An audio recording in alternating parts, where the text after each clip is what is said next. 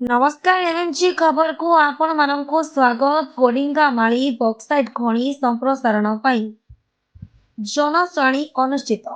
ରାୟଗଡ଼ା ଓ କୋରାପୁଟ ଜିଲ୍ଲାର ଲକ୍ଷ୍ମୀପୁର ଏବଂ ରାୟଗଡ଼ା ଜିଲ୍ଲାର କାଶୀପୁର ବ୍ଲକ ଅନ୍ତର୍ଗତ କୋଟିଙ୍ଗାମାଳି ବକ୍ସାଇଟ୍ ଖଣିର ବାର୍ଷିକ ଉତ୍ପାଦନ କ୍ଷମତାକୁ 3.6 ମିଲିୟନ ଟନ୍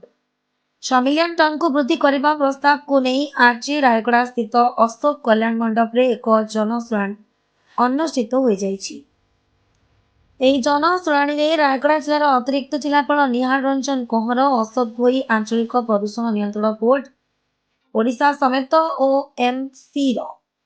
ଅଧିକାରୀମାନେ ଉପସ୍ଥିତ ରହିଥିଲେ। ସେମାନେ ଉଭୟ ଜିଲ୍ଲାର ପ୍ରଭାବିତ ଅଞ୍ଚଳର ଲୋକଙ୍କ ମତାମତ ଓ ସମସ୍ୟା ଶୁଣିବା ସହିତ ସେଗୁଡ଼ିକୁ ଲିଖିତ ଆକାରରେ ଗ୍ରହଣ କରିଥିଲେ। जनशुଣାणीରେ ଅଂଶଗ୍ରହଣ କରିଥିବା ସ୍ଥାନୀୟ ବାସିନ୍ଦାମାନେ କହିଥିଲେ ଯେ ବକ୍ସାଇଟ୍ ଖଣିର ସମ୍ପ୍ରସାରଣ ହେଲେ ଅଞ୍ଚଳରେ ନିଯୁକ୍ତି ସୁଯୋଗ ବୃଦ୍ଧି ପାଇବା ସହ ରାସ୍ତା, ପାନୀୟ ଜଳ, ସ୍ୱାସ୍ଥ୍ୟ ଓ ଶିକ୍ଷା ଭଳି ମୌଳିକ ସୁବିଧାର ବିକାଶ ହେବ। ଏହାଦ୍ୱାରା ସ୍ଥାନୀୟ ଲୋକଙ୍କ ବିଭିନ୍ନ ସମସ୍ୟାର ସମାଧାନ ହେବା ସହ ଅଞ୍ଚଳର ସାମଗ୍ରିକ ଉନ୍ନତି ସମ୍ଭବ ବୋଲି ସେମାନେ ମତ ପ୍ରକାଶ କରିଛନ୍ତି। जनशुଣାଣି ସମୟରେ ଉପସ୍ଥାପିତ ସମସ୍ତ ମତାମତ ଅଭିଯୋଗର ଭିଡିଓଗ୍ରାଫି କରାଯାଇଥିଲା। ଏହି ସମସ୍ତ ତଥ୍ୟ ଓ ରିପୋର୍ଟ ସଂଗ୍ରହ କରି ରାଜ୍ୟ ସରକାରଙ୍କ ନିକଟକୁ ପ୍ରେରଣ କରାଯିବ ବୋଲି ରାୟଗଡ଼ା ଅତିରିକ୍ତ ଜିଲ୍ଲାପାଳ ନିହାର ରଞ୍ଜନ କହଁର ସୂଚନା ଦେଇଛନ୍ତି। ବ୍ୟୁରୋ ରିପୋର୍ଟ ଏମଏମଜି ଖବର। ଆଜି କୋଡିଙ୍ଗାମାଳି ଖଣିର ସମ୍ପ୍ରସାରଣ ନିମନ୍ତେ 3.6 ମିଲିୟନ ଟନ୍ ପର ଆନମ୍ରୁ 6 ମିଲିୟନ ଟନ୍ ପର ଆନମ୍ ଖନନର ଅଭିବୃଦ୍ଧି ନିମନ୍ତେ ଓଡ଼ିଶା ଖଣି ନିଗମର ଯେଉଁ ପ୍ରସ୍ତାବ ରହିଛି ତା ପାଇଁ ଆଜିକାର जनशुଣାଣି କାର୍ଯ୍ୟକ୍ରମ ହୋଇଥିଲା ଏବଂ ଏଥିରେ ଆମର ପ୍ରଭାବିତ ଯେଉଁ ଅଛନ୍ତି ଗାଁ କୋଡ଼ିପାଡ଼ି ପଞ୍ଚାୟତର 2ଟି ଗାଁ ଏବଂ ବଙ୍କା ପଞ୍ଚାୟତ 5ଟି ଗାଁର ଅଧିବାସୀ ବୃନ୍ଦ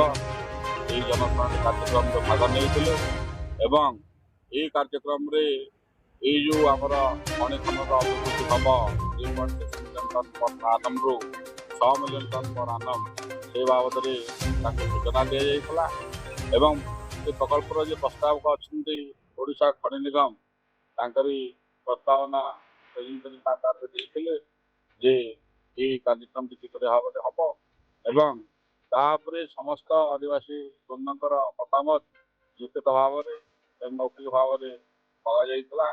ଏବଂ ସେହି ବ୍ୟକ୍ତି ସମୂହ ପାଖାପାଖି 26ଟି ବ୍ୟକ୍ତି ଆସି ମହିଳା, ମା ମାଉସୀ, ଗୁରୁଜନ ବୃନ୍ଦ, ଯୁବକ, ପ୍ରୌଢ଼ ତାଙ୍କର ମତାମତ ରଖିଥିଲେ ଏବଂ ପାଖାପାଖି 25-26ଟି ମଧ୍ୟ ଲେଖା ଆକାରରେ ବିଭିନ୍ନ ବ୍ୟକ୍ତି ସମୂହ ତାଙ୍କରି ସମସ୍ୟା ଉତ୍ଥାପନ କରିଛନ୍ତି ଏବଂ ତାଙ୍କ ଦାବି ରଖିଛନ୍ତି ଏବଂ ତାହାରି ସାରାଂଶ ପୁଣି ଆମେ ତାଙ୍କ ସମ୍ମୁଖରେ ଉପସ୍ଥାପନ କରାଯାଇଥିଲା ଯାହାକି ମୁଖ୍ୟତଃ ଦାବି ଗୋଟେ ଥିଲା ରୋଡର ନିର୍ମାଣ ହଉ, ଡ୍ରେନର ନିର୍ମାଣ ହଉ, ଶିକ୍ଷା ବ୍ୟବସ୍ଥାର ଅଭିବୃଦ୍ଧି ହଉ, ଶିକ୍ଷା ବ୍ୟବସ୍ଥାର ଭିତ୍ତିଭୂମି କରାଯାଉ, ଶିକ୍ଷକ ନିଯୁକ୍ତି କରାଯାଉ ଏବଂ ବିଭିନ୍ନ ବାହାର ରାଜ୍ୟକୁ ଯାଉଥିବା ବ୍ୟକ୍ତିମାନଙ୍କର କର୍ମ ନିଯୁକ୍ତି ଏଠାରେ କରାଯାଉ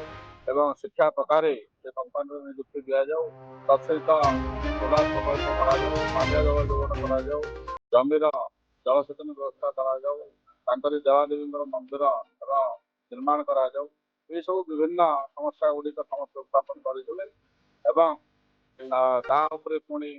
ପ୍ରକଳ୍ପର ପ୍ରସ୍ତାବକ ଓଡ଼ିଶା ଖଣି ନିଗମ ତାକୁ ଉତ୍ତର ରଖିଥିଲେ ଏବଂ ଏହି କାର୍ଯ୍ୟକ୍ରମଟା ଅତ୍ୟନ୍ତ ସୁରୁଖୁରୁରେ ଏବଂ ଶାନ୍ତିପୂର୍ଣ୍ଣ ଢଙ୍ଗରେ ଏଇଟା ଅନୁଷ୍ଠିତ ହେଇଛି ଏବଂ ତାଙ୍କରି ଯାହା ମତାମତ ଦେଇଛନ୍ତି ତାকে ଭିଡ଼ିଓ ଉତ୍ତୋଳନ କରାଯାଇଛି ଯାହା ବ୍ୟବସ୍ଥା ରହିଛି ଏବଂ ଏହାକୁ ଆମେ ସରକାରଙ୍କ ପାଖକୁ ପଠାଇଛୁ। ଧନ୍ୟବାଦ।